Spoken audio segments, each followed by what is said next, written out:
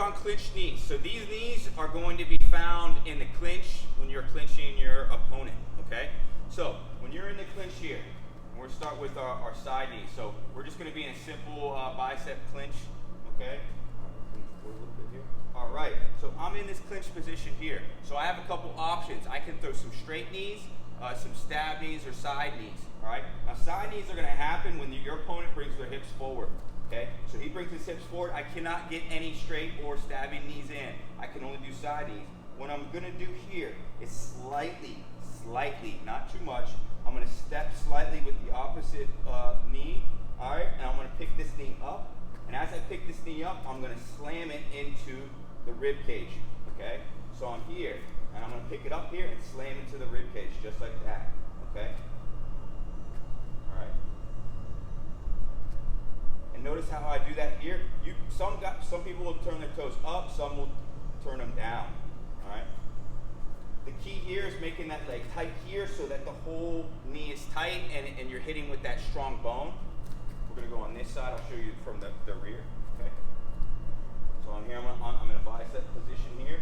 All right. I'm gonna come here and I'm gonna hit with the bone, and see how I'm tightening up that leg here. If I keep my leg loose here like this here, I'm not going to get as much. I'm not going to get a hard weapon. I want to make sure that leg is flexed here, and I can run that into the rib cage. My goal is to hit that lower rib. That's where I'm going to do a lot of damage.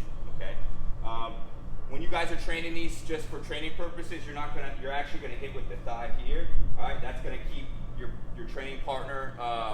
It's going to keep their ribs from getting smashed up. And it's going to allow you guys to work those knees without injuring your training partner. Now we'll do the straight knee from the clinch, the straight knee. So, straight knee, what we're going to do here is, I can do this a couple different ways. Essentially what you're doing here is you need space, okay? So all you're going to do here is step this leg back here, and you're going to drive that knee forward, okay?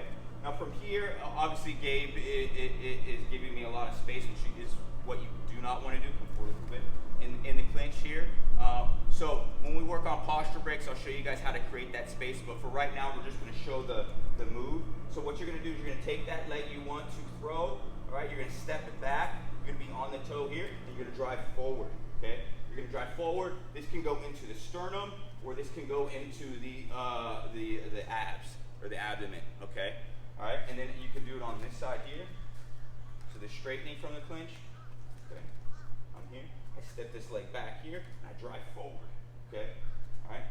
And I can do this from any position here. We're just using the bicep position, but I can do this from any clinch position here as long as I just get space.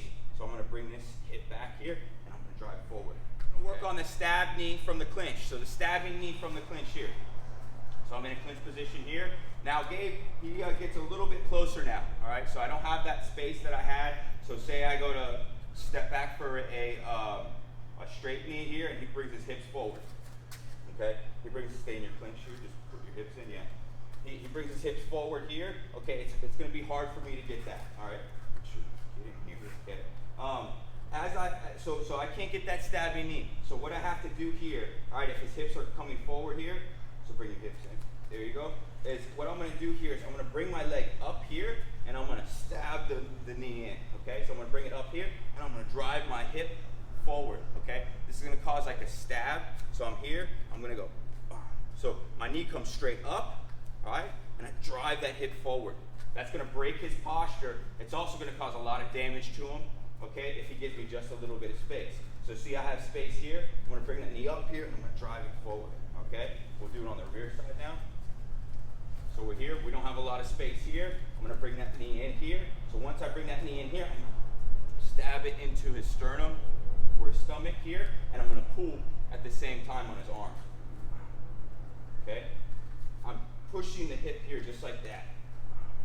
Okay? You can keep the ankle under the knee, that's fine, okay? Mine goes out just a little bit here, but as long as you're driving that knee into the stomach.